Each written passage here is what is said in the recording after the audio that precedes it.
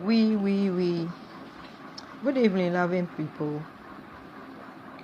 I'm always excited to be in your midst for us to deliberate on life issues. Once again, I thank you for your attention yesterday, and I believe we all learned something through our interaction. I also thank God for your lives and trust that you are all doing well. As far as the COVID-19 is concerned, I believe you are all following the directives that has been given. And I know that by the grace of God, this one too will pass. And then we'll move on with our life. So without wasting much time, I want us to continue with where we left off yesterday or a day before yesterday. We looked at premarital, an aspect of premarital counseling, and today we'll continue with that.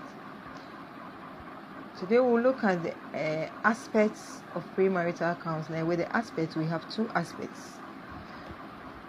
One being pre-selection counseling, and the other post-selection counseling. When I talk about pre-selection, I'm talking about all that goes on as you embark on the journey of searching for a life partner. And like I said in our last interaction, I made mention of the fact that this kind of counseling should start right around age 18. Whether the person intends to marry or not, it needs to be given that education and the skills to be able to search for a life partner. And if it's done well, then the person will have a smooth selection, and by the grace of God will be able to select the right partner, so he or she will have a fruitful marriage. So pre-selection basically talks about you selecting a life partner. And with a pre-selection, there's one thing we usually talk about in counseling that we have termed self-talk and prayer. When I say self-talk, or what do I mean by self-talk? Self-talk simply means the ongoing internal conversation within yourself concerning things you like and dislike. So whether we like it or not, unconsciously, there's a conversation going on within us concerning the things we like and the things we dislike. And sometimes in life, we do ask ourselves questions like, who will I marry in future? What kind of career do I want to engage in? What do I love about a particular career? What do I dislike about a particular person? So in the same way, when it comes to marriage, we have this self-talk, internal conversation within ourselves. The kind of man we want to marry, why we want to marry such a man, and why you would dislike another type of man. In the same way, the men also do their own self-talk, where they have internal conversation going on in their mind concerning the kind of man they will marry, the woman they will want to marry, and the woman they dislike and wouldn't even want to marry. So self-talk per se is not bad. It's just a guide, okay? A guide to help you in your selection. But then don't make self-talk a standard for choosing your life partner. It's just a guide. So don't make it a standard. And usually what happens is that as you have that kind of lies, the self-talk, the positive self-talk, the lies about the kind of person you want to marry, you back it with prayer. Because the Bible says that He always grants us a heart desire. So you back it with prayer if you're a Christian. And I believe we are all Christians, so then we'll tell the Christian lie. So you back it with prayer, and then when you go out there and you meet, because as you are doing your self-talk, the other person too is doing his or her self-talk. So when you go out and then by chance or by divine intervention, the two of you come together, because you are doing it, you have your self-talk about the kind of person you want to marry, and he also has his self-talk about the kind of person he or she wants to marry. When you meet together, you're able to, gel. Normally we say that, oh, I'm able, with this guy, I'm able to, flow with or gel with. It's because the person has a self-talk, which you also have similar. It may not be the same, but then there are some common grounds between the two of you. So then when you meet, you're able to flow.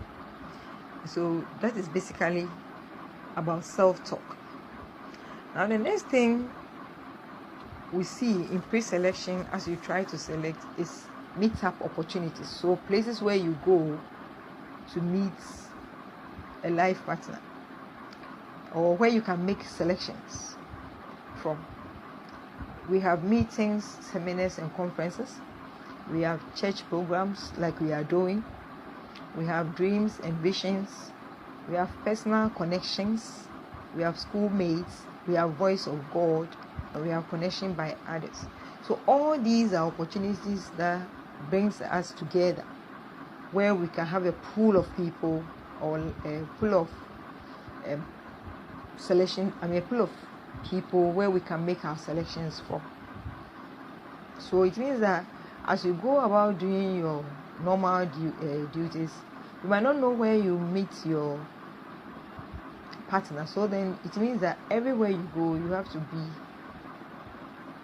be on top of yourself, carry yourself well, but you might not know where you meet your life partner. You carry yourself well, be polite and decent in all that you do.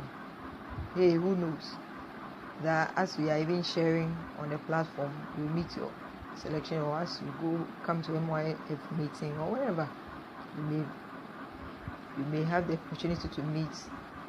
So after the meetup, what happens when you meet? You go through this meetup opportunities and you are able to meet some guys or ladies. What results out of that is friendship. So it begins with friendship. And a friend is a person of any sex, age, and status with whom one has a bond of mutual affection. Typically one exclusive of sexual intimacy and family or blood relation. So for somebody to be your friend, the person shouldn't be your family member, would not be your blood relation, and there's nothing like sexual intimacy between the two of you. You are just friends, where you meet to have fun and then spend time with each other.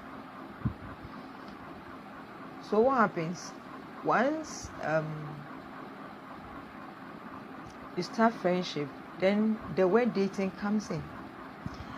It's interesting, yesterday somebody asked about dating, so I promise you we'll talk about it, so this is the time. So now dating also comes in, and so we ask ourselves, what is dating? Dating is basically where men and women choose to meet and have fun without any commitment to consider marrying the other person. Dating basically means you just meet a person who you can refer to as a friend. You decide to go out and have fun without necessarily thinking about marriage. And so it has more of informal connotation, and the relationship can be short or long depending on the individual, but there's no commitment to dating. But over here in our part of the country, I know people have all kinds of definitions and meanings for dating. So dating is basically just going out to have fun. So without any expectation.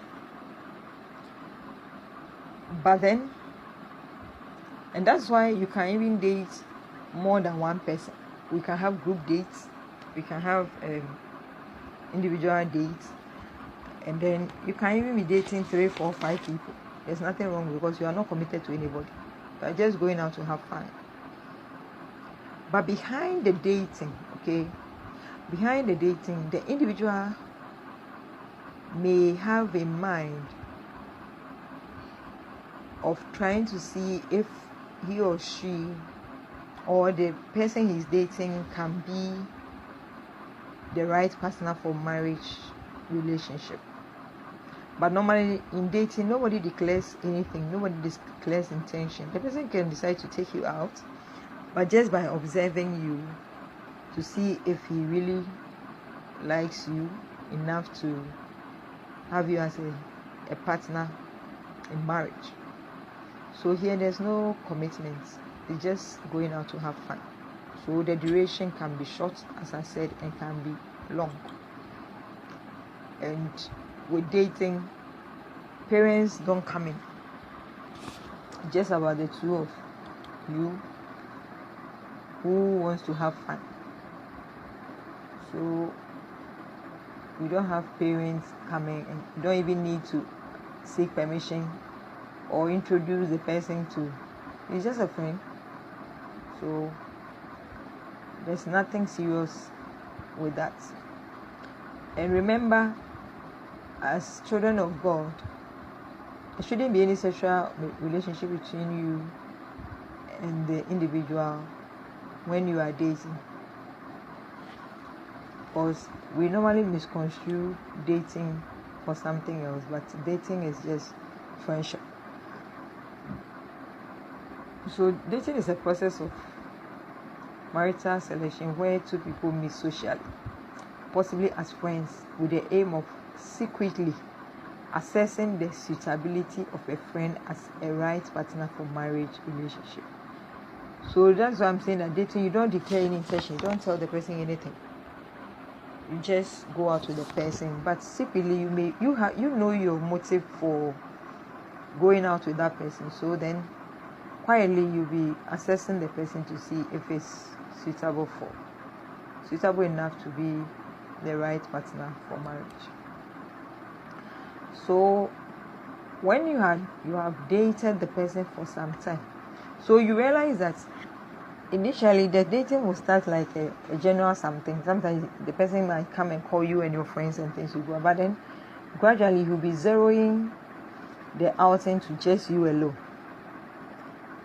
And then he or she becomes more attached to you.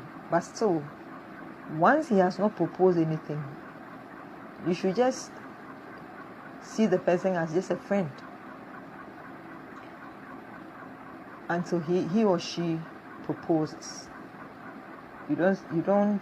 So the fact that the person is taking you out or dating you or asking you out for dates does not mean that the person is going to marry you. So you start dreaming about marriage, so that later if you see him or her going out with another lady or something, then you say the person has disappointed you. It's wrong, but the person has not told you anything. He's just going out with you, and I've already told you dating is just for fun. There's nothing attached, no strings, nothing attached to it. He has not proposed. So until the person proposes, don't take the person serious. That's why I said you can date more than 2, 3, 4 people, because there's no commitment anywhere. So guys, there, if you are dating somebody and you have not declared your intention, you don't have to be jealous over the person when another person is taking him or her out. Same goes for the ladies, because there's no commitment there. We are all shopping to see if we can get what we want. And the next step in premarital counseling with regards to pre-selection is marriage proposal. So the person has gone out with you for some time, and then the person thinks that, oh, this lady or this young man, I think our self-talk flows together, and so I think I can spend the rest of my life with that person. So then the person openly comes out to propose.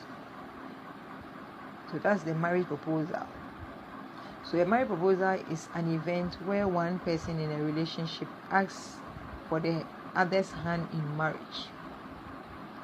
So if it's the guy who is asking for the lady's hand in marriage, the onus lies on the lady to accept or reject.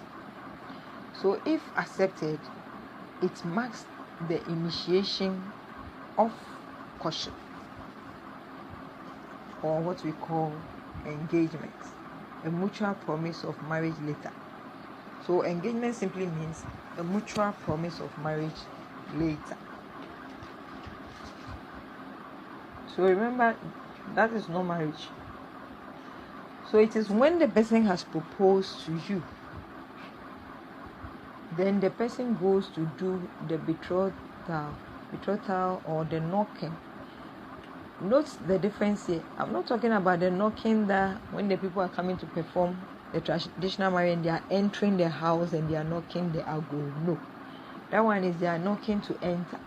But this one is the knocking is the young man who has proposed to you will go to meet your family with his parents to inform them about his intention of marrying you. That is what I'm talking about. That's the knocking.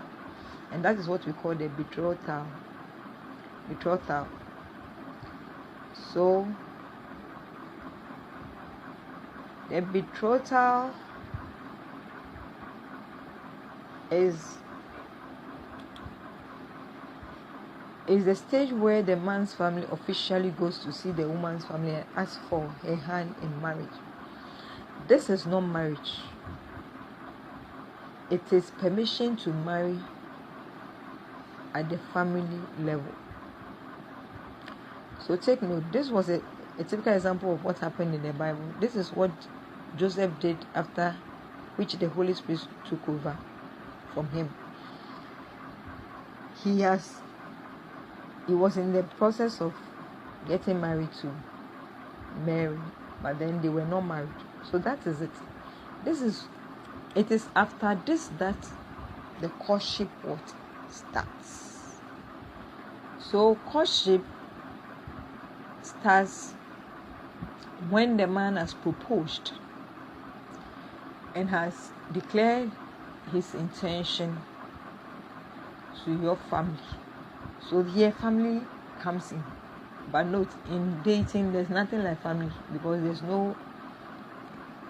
And so for courtship is a premarital relationship where the would-be couple get together to specifically prepare towards their official marriage. And remember, premarital sex is still unacceptable at this stage because the person has only asked permission, but he has not married you. So note, in the Bible we have example. This is what Joseph had still not done. He didn't have sexual intimacy with Mary when the Holy Spirit came in. Because so yesterday someone asked about the differences between courtship and dating. So let me take this opportunity to walk us through that, and then we'll continue from there. So courtship is a relationship between a man and a woman in which they seek to determine if it is God's will for them to marry each other.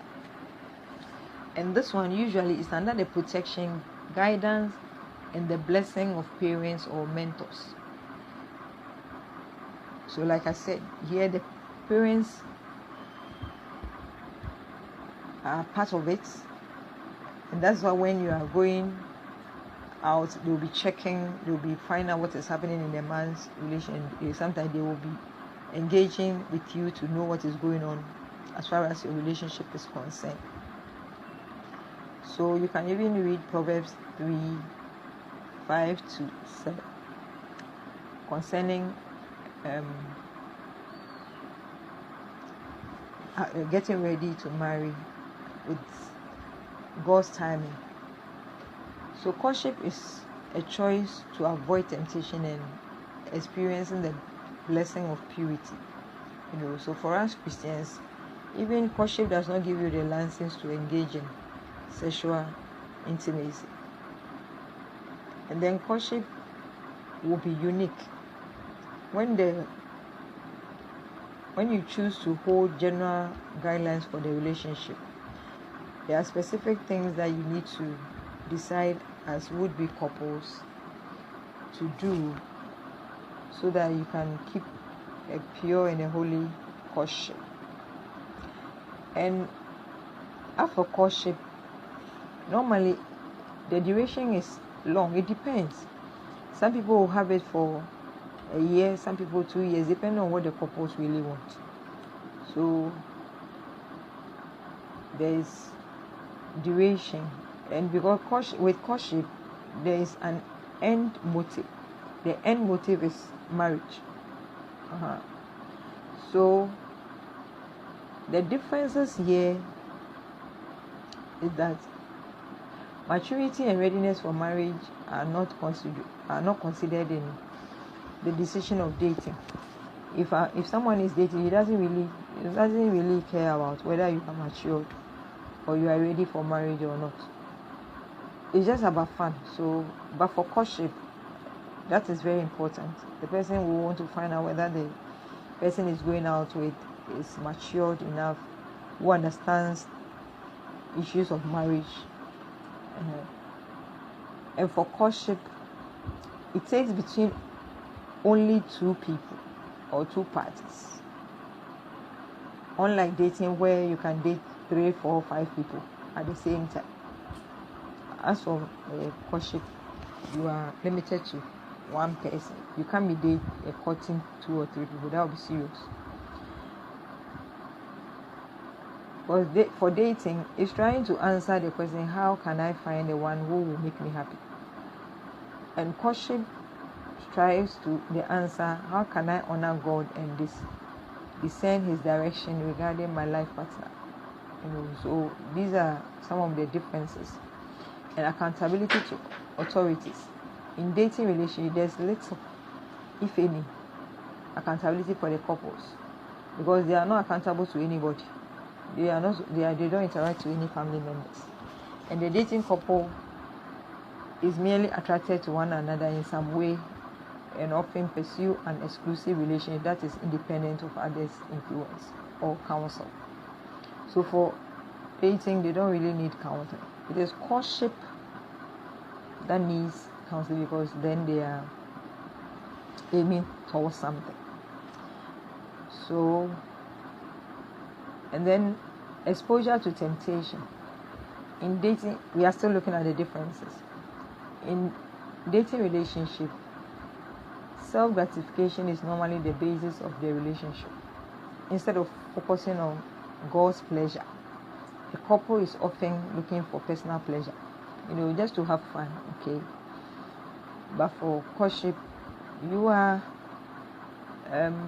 it's a life, because marriage was instituted by God, as we said from the beginning. So whatever you are doing it to honor God as far as courtship is concerned, because the aim of your courtship is to marry, and marriage is an institution by God. It's His own project. So that is why a courting couple can evade numerous temptations by the choices they make, because they know they are accountable to their God-given authorities, that's their parents and all the family members and all that. And then courtship also focuses on God's kingdom, because God says that He desires godly offspring. So in everything that we do, as far as marriage is concerned and preparation is concerned, we want to do it to honor God.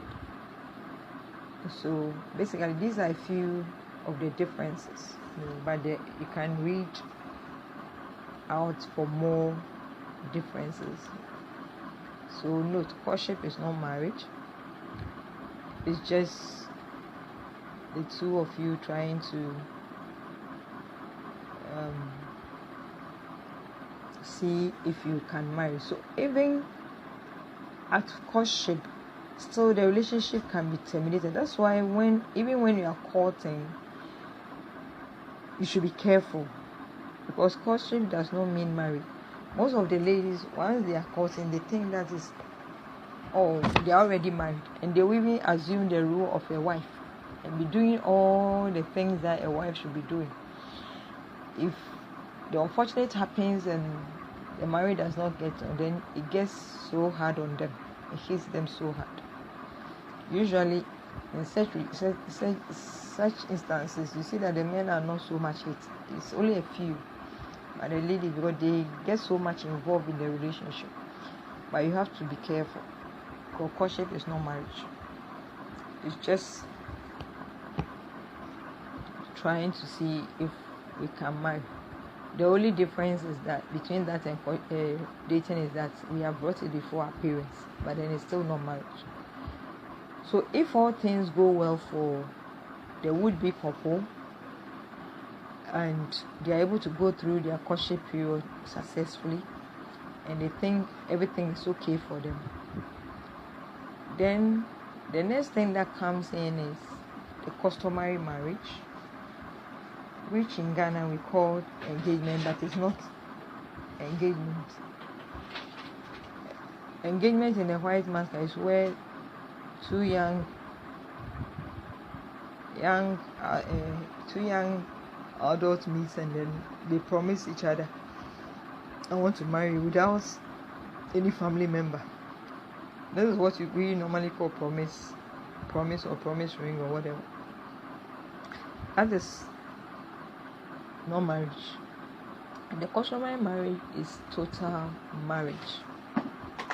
As far as we in Ghana, as far as Ghanaians are concerned, that is the proper marriage.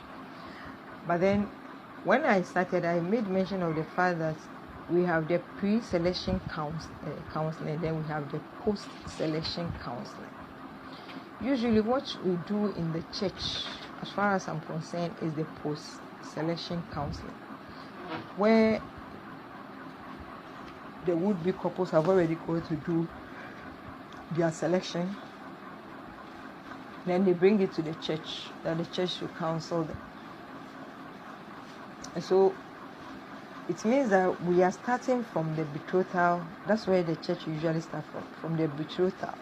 Because the moment you pass through the dating, pass through the friendship, and then enter the betrothal, where the parents declare their intention to the would-be wife's parent that they want their son, or the man wants to marry the woman, then you have entered into the post-selection counseling. And that's what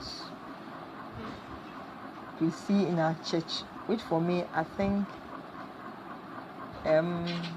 is not the best. I'm saying it's not the best because in many, I would say yes, majority of them, because they have gotten so much involved in the relationship before bringing it bringing the relationship for counseling to be, given to them. Most of the time when they come, and then through counseling, issues come up, and you could see, and they themselves realize that based on the counseling, then a lot of things are unfolded, and then they see that no, they've made the wrong choices, or they are incompatible, or you see the gaps here and there. But because they've already gotten so committed into the relationship, they find it difficult backing up. And for me, I think it's always sad, because it's the best for them to back off than to continue with the relationship, and then you enter into the marriage, and then you start suffering with all the baggages. And we have already said that marriage is for life. And so you go in, and then you get stuck there, and then you don't know what to do with your life, and you want to divorce, and it comes with its own negative connotations and all kinds of things, So that is why I'm all for the pre-selection counseling, which is very, very important. That I will admonish each and every one of us that even before you think of sending somebody to your parents or getting committed into the stage of courtship, I will entreat you to seek counseling, especially even when you are selecting and you think you are dating about 2-3 people and you are not too sure which of them to enter into a serious relationship with. You can seek counseling from them so that a counselor will help you, assist you in the selection before you get to the courtship stage. So that, because at the dating point, the commitment is not great. So if you have to, after all, you don't have anything with the person for you. So if you break ties, there's nothing wrong with that. We are just friends. So if we'll still remain friends and nobody will be hurt. Okay. So I will encourage you to seek counseling before you do the selection, because it comes with a whole lot of problems. And so, having done the post-selection counseling and then the engagement, the customary marriage is basically is the actual marriage and not engagement. And God accepts this event as a proper marriage ceremony. That's why when you even want to have the ordinance and you go to the court, they will ask you, have you performed the customary marriage? So after this ceremony, you have been ordained to start making babies. Because for us Methodist, we believe in the customary marriage. So once you are married customary, you can go with your wife that very day to your home to start your honeymoon. The ordinance marriage is not necessary and it's not compulsory, because in Ghana we marry twice. Once you have married at the home, the family marriage is there. That's the marriage. But the reason why, so the ordinance via church wedding or court registration is a way of taking your marriage for the church, is a way of taking your marriage to the church family at the church or to the country through the court. And the reason why for us Methodists, we encourage, the only time Methodists will insist that you take your marriage or bless your marriage or take it to the court or do the ordinances when you want to take a position in the church. Other than that, the traditional marriage itself is okay for you. And also, we have realized that as a church, the church is in for one man, one wife. So in the church, we believe in monogamy, not polygamous marriage, as our society believes in. For Ghanaian society is highly polygynous. So the church, recognizing that the ordinance also encourages monogamy. That's why the church encourages its members to, if possible, go through the ordinance. But it's not compulsory. If you want to do it, that's fine. But if you don't want to do it, once you marry in the house, you perform the necessary rites. Hey, you are married and you can enjoy your marriage. So I think I'll bring my section to a close and wait for your questions. Thank you so much for your attention. Bye-bye.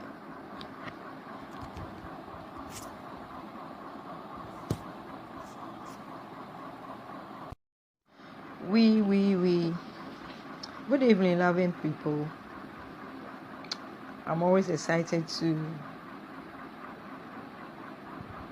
be in your midst for us to deliberate on life issues. Once again, I thank you for your attention yesterday, and I believe we all learned something through our interaction. I also thank God for your lives and trust that you are all doing well as far as the COVID-19 is concerned, I believe you are all following the directives that has been given. And I know that by the grace of God, this one too will pass. And then we'll move on with our life. So without wasting much time, I want us to continue with where we left off yesterday, or a day before yesterday. We looked at premarital, an aspect of premarital counseling, and today we'll continue with that. Today we'll look at the aspects of premarital counseling. With the aspects, we have two aspects. One being pre-selection counseling, and the other post-selection counseling. When I talk about pre-selection, I'm talking about